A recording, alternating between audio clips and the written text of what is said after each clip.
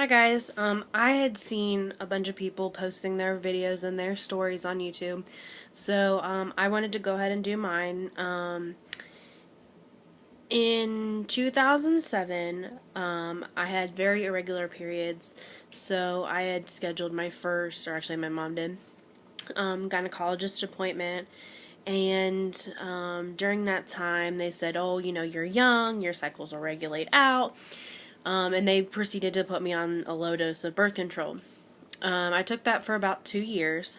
After that, I had noticed just different things that go along with the PCOS, as far as like body hair, facial hair, weight gain, just fatigue, other things like that. So, at that time, my doctor had diagnosed me, the gynecologist, with PCOS. However, it was just stay on your birth control, it'll be fine, whatever. But I knew something was kind of, that I needed to kind of deal with this now, not just kind of rub it on, brush it under the rug. At that time, I was 17, and I stopped taking my birth control just to kind of, in hopes that, my hormones and my cycles would kind of regulate out on their own. I eventually I met with the RE, and she had me try metformin, and before the lawsuits and everything, she had me try Actos as well. Neither one of those really did much for me. I didn't have a lot of side effects with the metformin. I did get up to, I started on 500 and I did get up to 2,000 milligrams a day. I did have a little bit of the stomach issues that went around with it, but not for very long.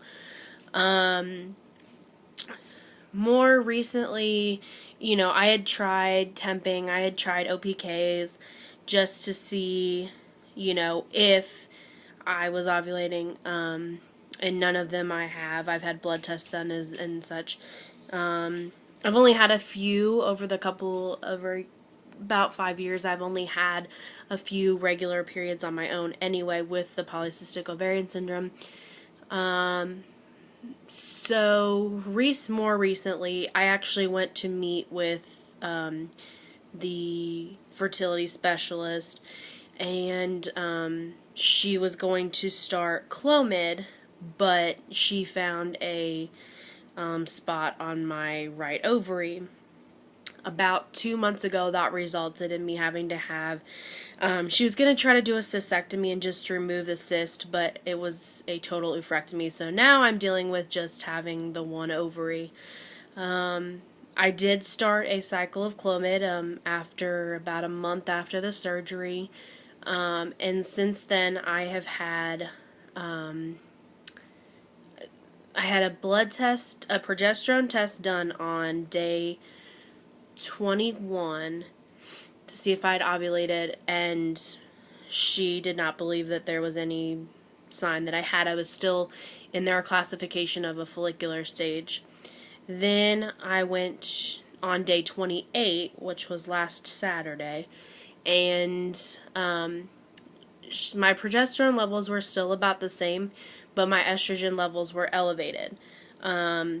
She told me that that's indication that I could possibly be ovulating, and she didn't want to start a new cycle of clomid and progesterone, or Provera, I'm sorry.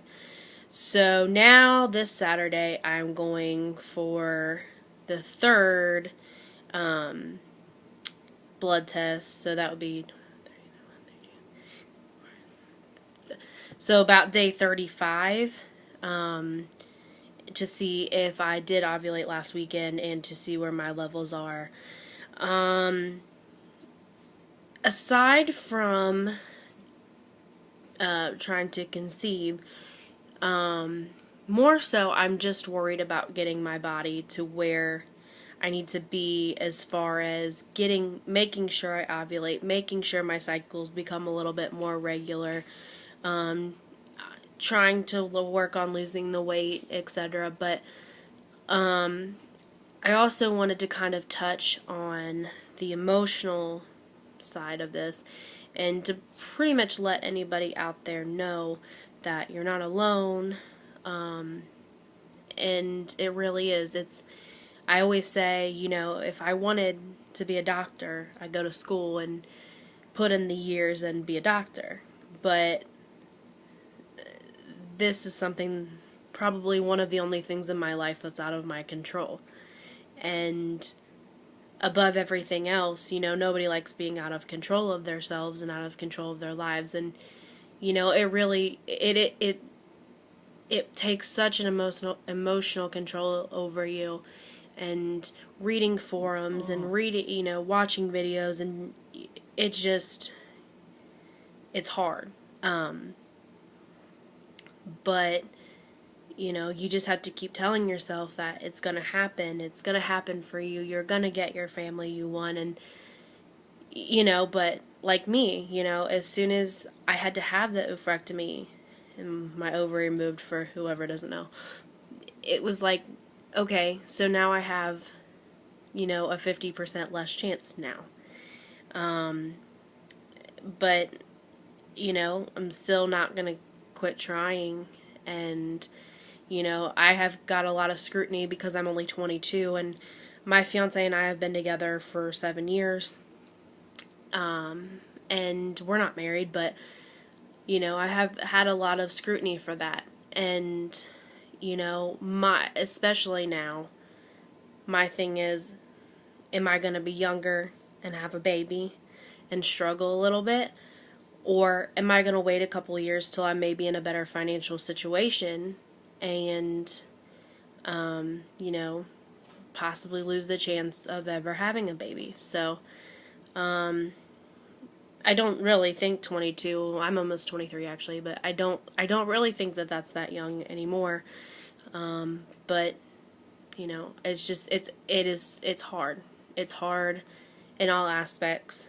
But, you know, it's just, you gotta keep your eye on the prize, and really, you know, it's hard not to be mad. It's hard not to be mad at God. It's hard not to be mad, or whatever you believe in.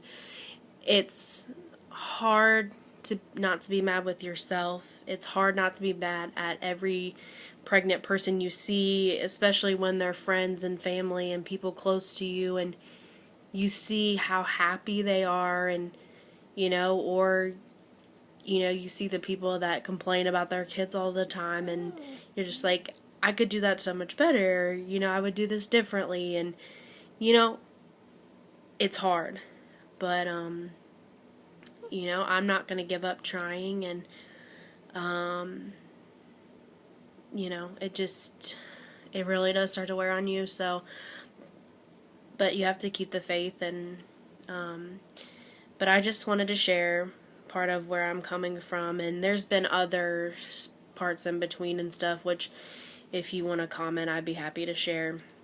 But I will sign off here. So feel free to comment below and share your stories, and I'll keep reading and keep watching more of the videos. But don't ever give up.